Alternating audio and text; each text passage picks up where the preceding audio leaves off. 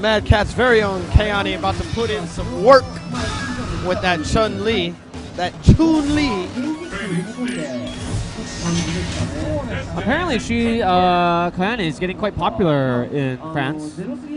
Yeah, she's hosting hosting a show. Yeah, she's hosting a show, I believe, out there. So that's good for her. Yeah, What advice, as someone who hosts shows or hosted shows, what advice would you give Kayane in doing a game-related show? If there's one piece of advice you could give her.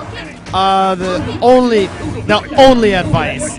But I mean, like, she's obviously doing it correctly. You know, she's, you know, people are liking her out there. But the main thing, the absolute main thing, which so few people do, is be yourself. Oh my God, that is it. There are so many people trying to be other people. Oh, what about paying your rent on time so you don't get evicted from? Well, I mean, you know, sometimes, you know what I'm saying, you might get a little preoccupied with some things out there in this world, you know what I'm saying. You got to see that roulette table, you might want to throw a little bit down. But let's not talk about that, you know. Be responsible, pay your bills on time.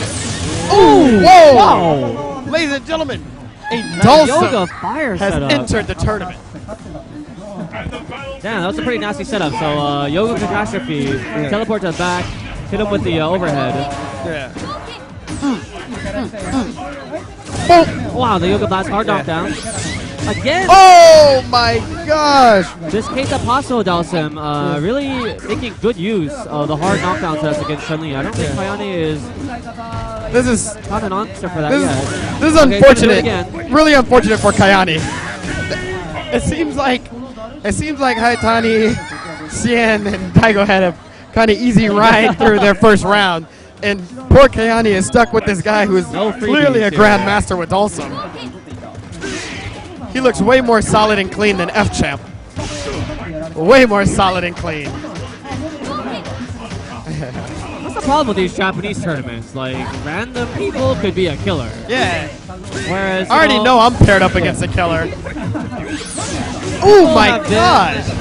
You know, on stream and all the streams in the West, you kind of know everyone. But here, like, who are these random people showing up to TGS and showing up these crazy Dulcim setups? And their suits and ties.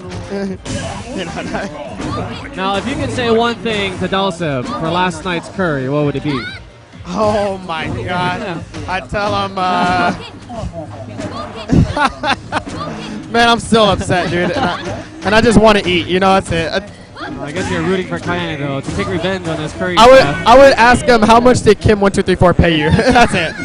How much? So who's after this? Do we know? Is it going in order? No, not really in any particular order. I think they're picking some of the more marquee matches and putting them on the main stream. But there are about 4 setups here, so a lot of stuff happening off stream. Like, it seems like everybody already knew they were next. Yeah. But one thing I do want to mention though is you see that Cami there?